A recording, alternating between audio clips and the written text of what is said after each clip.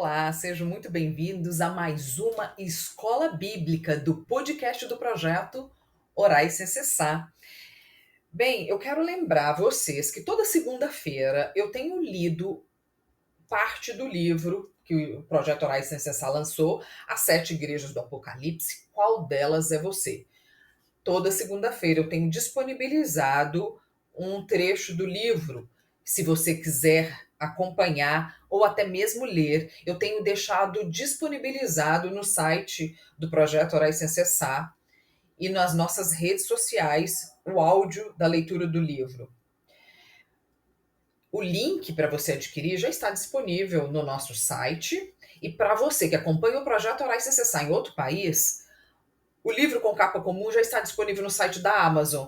E para você que acompanha o projeto Orais Sem Cessar aqui no Brasil, em breve o livro com capa comum, o livro físico, já estará disponível também no site do projeto Orais Sem Cessar. Bem, hoje nós vamos continuar a nossa aula, né? Estamos estudando o livro de Atos, mas antes, quero só lembrar, se for o seu primeiro contato aqui com o Projeto Orais Sem Cessar, eu vou te convidar a conhecer as aulas, né, da Escola Bíblica, as orações da palavra no nosso site www.projetoraissemcessar.com ou nas nossas redes sociais, Facebook e Instagram. Semana passada, na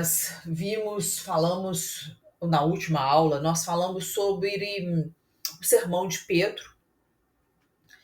E hoje nós vamos começar a falar sobre as primeiras conversões, né? Nós vimos o Pentecoste, o sermão que Pedro fez logo após ali a descida do Espírito Santo, a conversão das pessoas. Nós lemos, né, que no início ali, antes da descida do Espírito Santo, estava reunido por volta mais ou menos 120 pessoas, e no final do evento ali foram quase 3.000 pessoas convertidas, né? O estudo também escrito está disponível no site do Projeto Orais Sem Cessar para quem quer ler. Eu aconselho a fazer uma leitura, a dar uma estudada, para ficar aprofundado, para ficar memorizado e, claro, de melhor e fácil entendimento. Hoje a gente vai falar um pouquinho sobre as primeiras conversões. No livro de Atos, no capítulo 2, a partir do verso 42, está escrito assim: E perseveraram na doutrina dos apóstolos, e na comunhão, e no partir do pão, e nas orações. Em cada alma havia temor, e muitas maravilhas e sinais se faziam pelos apóstolos. Todos os que criam estavam juntos e tinham tudo em comum. Vendiam suas propriedades e fazendas e repartiam com todos, segundo cada um tinha necessidade. E, perseverando unânimes todos os dias no templo e partindo o pão, em casa comiam juntos com alegria e singeleza de coração, louvando a Deus e caindo na graça de todo o povo. E todos os dias acrescentava o Senhor à igreja aqueles que se haviam de se salvar. Bem, então ali, a partir do Pentecoste, começou, né, essas primeiras conversões. E começou o Senhor ali a acrescentar à igreja aqueles que haviam de se salvar. Como a gente viu na última aula, né, no final do dia, 3.000 pessoas foram convertidas. Provavelmente, né, esse número de pessoas foram divididas ali entre os judeus, os prosélitos, né, os gentios recebidos no judaísmo como nação e religião. Essas conversões aconteceram enquanto Jerusalém estava cheia de judeus de todas as nações, né, que estão debaixo do céu. Conforme está escrito no livro de Atos, né, que inclusive as pessoas escutaram, né, ali a revelação do Espírito, né, o falar em línguas estranhas ali no seu próprio idioma. as regiões mais afastadas do Império Romano, desde a Mesopotâmia a leste até Roma a oeste, até a África a sudeste, estavam representadas ali no Pentecostes. Logo, o número dos convertidos subiu a 5.000, conforme está escrito nas Escrituras. Muitos, porém, dos que ouviram a palavra creram, e chegou o número desses homens a quase 5.000. E mais à frente, no livro de Atos, relata que multidões de homens e mulheres foram acrescidos à igreja. Está descrito: e a multidão dos que criam no Senhor, tanto homens como mulheres, crescia cada vez mais. Um perfil ali da igreja, né, ali nos primórdios, né, a igreja ali primitiva, a gente pode observar um comportamento e aspecto da vida do cotidiano desses novos convertidos, né, como eles se relacionavam, como Lucas foi minucioso ao escrever ali para a gente ter uma noção desse comportamento. E um dos aspectos mais significativos era a perseverança deles na comunhão. Até primeiro porque eu imagino que depois desse evento do Pentecostes, a transformação era evidente, devido, claro, à chama, né, que ainda ardia em seus peitos, ali em seus corações, por tamanha demonstração de poder, né, do poder do Senhor ali através do Pentecostes. Assim como acontece conosco, com os novos convertidos, né? Aquela chama arde no nosso peito, no nosso coração ainda por um bom tempo. E é claro, e por isso eles perseveravam no partir do pão, né, fazendo menção da ceia do Senhor, assim, claro, como ainda fazemos atualmente. Perseveravam em oração, o que na verdade, né, mantém essa chama acesa dentro de nós e nos dá esse fôlego para continuar em meio, né, à multidão de tribulações e complicações que nós temos. Para continuar essa caminhada, é necessário tentar manter essa chama viva, porque uma das coisas que nos faz desistir é quando a nossa fé começa a enfraquecer. Ou por isso essa a oração, né, traz esse reavivamento, né, esse poder de estar ali mantendo essa chama acesa. O versículo afirma que ainda em cada alma havia temor. Os milagres, os sinais, os prodígios eram feitos por intermédio dos apóstolos, né, confirmando ali a fé das pessoas, testificando, né, ali no coração delas com a crença em Deus. Por isso, muitos vendiam ali as suas propriedades, os seus bens, para distribuir, né, os que tinham necessidade. Pois para aquela geração, para aqueles que testemunhavam, né, que testemunharam tamanha operação do Espírito Santo, eles esperavam que o reino, né, que eles herdariam ali nos céus acontecesse imediatamente. A verdade é que todo cristão, em toda época, sonha com esse soar da trombeta. Quem não cristão imagina não passando dessa vida para outra sem precisar passar pela morte, mas imagina que com o soar da trombeta vai estar com o Senhor, né, em novos céus, com novas vestes, com um corpo glorificado. E assim, e para eles que ainda viveram ali esse mover tanto do Senhor Jesus e logo após com a descida do Espírito Santo, eu imagino que esse vender propriedades e desfazer mostra muito ali a urgência deles de querer ir logo para o céu e se desfazer de tudo aquilo que eles tinham aqui, né, na terra, que eles tinham de bens, de propriedade, né? Eles estavam literalmente desapegando do mundo para alcançar novos céus, né? Para alcançar aquilo que lhes foram prometido. E claro que com isso eles louvavam a Deus, pois estavam ali, né, com a cabeça nos céus, né, nos tempos vindouros. Estavam literalmente fazendo o que Jesus instruiu ali num dos seus sermões quando ele diz, né, onde estiver o teu tesouro, aí também estará o teu coração. Então, o coração daquelas pessoas, dos primeiros convertidos ali, né, da igreja primitiva, o coração deles estava literalmente no céu. O que eles queriam era mais se desfazer daquilo que, na cabeça deles, talvez, os prendesse aqui na terra, né? Que seria, assim, o dinheiro, os bens materiais.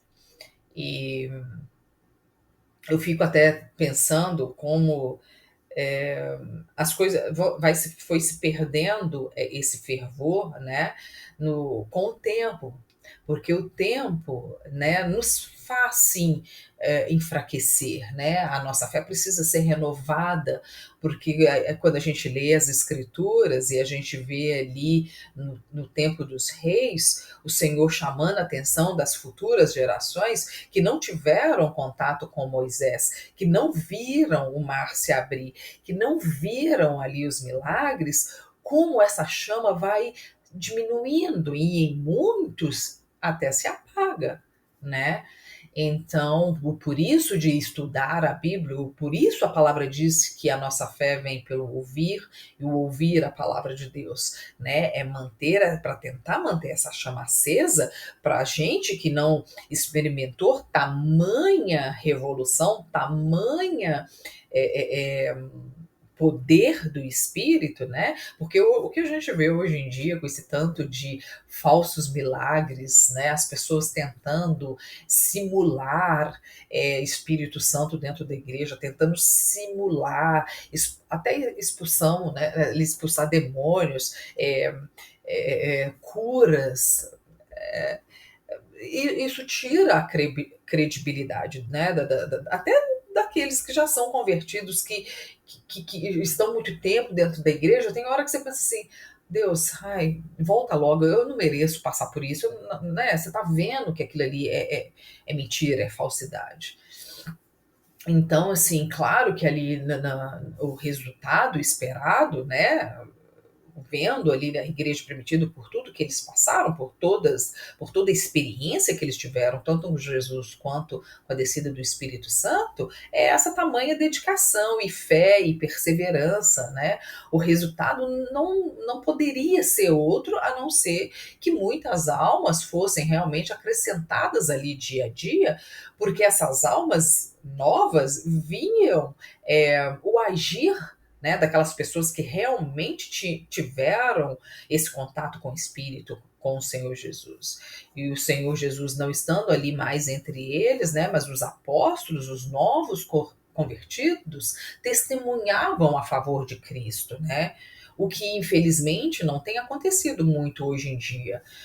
Como eu acabei de falar, o que mais nós vemos são blasfêmias e escândalos, né, dentro da igreja, do que, na verdade, bons exemplos. Aqueles que para nós, né, hoje estão na mídia, que deveria ser o bom exemplo, que deveria testemunhar a favor de Cristo, está tratando o sagrado como comum, né, blasfemando, tratando o nome de Deus, usando o nome de Deus em vão, tratando aquilo como comum, né? Eu particularmente sei que não é fácil, né? Ainda mais quando vivemos em tempos que não dá para confiar mesmo nos líderes espirituais, onde o dinheiro tem falado mais alto do que o servir, né? Mas ainda assim, como fizeram ali os primeiros discípulos, né? Devemos nos esforçar para adorar, né, ali o Senhor, estudar o Evangelho, né, mediante ali estrita integridade nos negócios, né, sendo ali perseverantes, constantes, né, no nosso comportamento, no amor altruísta, né, a todos quantos nos cercam. Devemos estar prontos, né, para o perdão às ofensas, sermos pacientes, abundantes nas provações, né, dessa calma, esse domínio, né, os frutos do Espírito em nós. É complicado hoje em dia quando, principalmente, tem nos faltado o exemplo, tem nos faltado exemplo. Então, esse autodomínio é uma prática individual, né? Uma perseverança, assim, olhando apenas para o alto, porque a gente está perdendo ali a quem seguir como exemplo, né? E por conta disso, eles lá naquela época, os primórdios, né, os primeiros convertidos também começaram a passar por suas perseguições. O livro de Atos relata várias perseguições aos cristãos, né? Cada grupo perseguidor ali contra eles alegava os seus motivos particulares por se oporem, né, ao evangelho. Os saduceus, os fariseus, os herodianos e vários outros grupos religiosos faziam oposição ali aos seguidores de Cristo. A primeira perseguição iniciou-se com os saduceus, que estavam incomodados, né, com que os discípulos estavam ensinando como se fossem os rabinos, né, porque eles ainda pregavam a ressurreição de Jesus, o que eles, os saduceus, não acreditavam, né? É, Graças a Deus, né, por seu intervir durante toda a história, né, pois nunca nenhuma força, por maior que fosse, se opondo à igreja, aos ensinamentos, conseguiu apagar, né, o ardor ali dos cristãos de propagarem o evangelho entre os cristãos do primeiro século e até hoje. Apesar de todo o escândalo que a gente tem visto, né, que a gente tem presenciado, ainda existem muitas vidas que estão ali firmes no propósito e buscando a verdade, ensinando a verdade. Raros, poucos, mas sim, ainda existem. Por não terem ali as suas vidas, né, como preciosas, os cristãos primitivos, né, eles jamais se esmoreceram, né, porque eles estavam literalmente com os olhos direcionados ali para o céu. Pelo contrário, eles perseveravam, como está escrito na palavra, unânimes todos os dias, dando exemplo da sua fé, do seu amor, da coragem, da sua resiliência, em meio ali ao sofrimento lançado, né, e provocado ali pelos saduceus, pelos fariseus, pelos herodianos, enfim.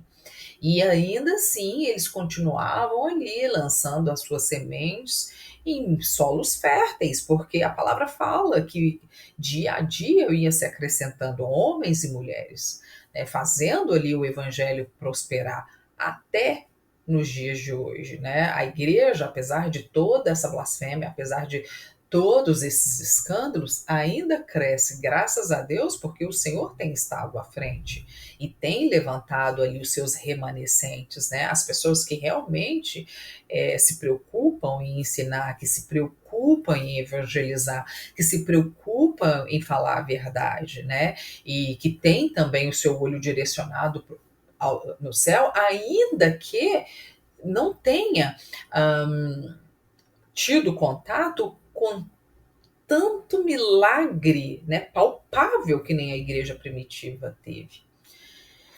Bem, por isso que, mais uma vez, eu quero convidar você a continuar estudando, a ler a palavra, a reler os estudos. Estão todos disponíveis, toda a aula, toda semana. Eu disponibilizo o estudo no site do projeto Orar Sem Cessar. E na próxima aula eu vou abordar a cura, né, ali do coxo que foi feito por Pedro e João, logo que eles começaram ali também a fazer os seus sinais. Vou falar sobre o segundo sermão de Pedro. Vou começar a fazer a aula um pouquinho menor do que talvez eu estava fazendo, para não ficar um vídeo muito comprido e para que a pessoa não perca a vontade de assistir. Quero te agradecer por ter estado aqui comigo e dizer que por hoje é só.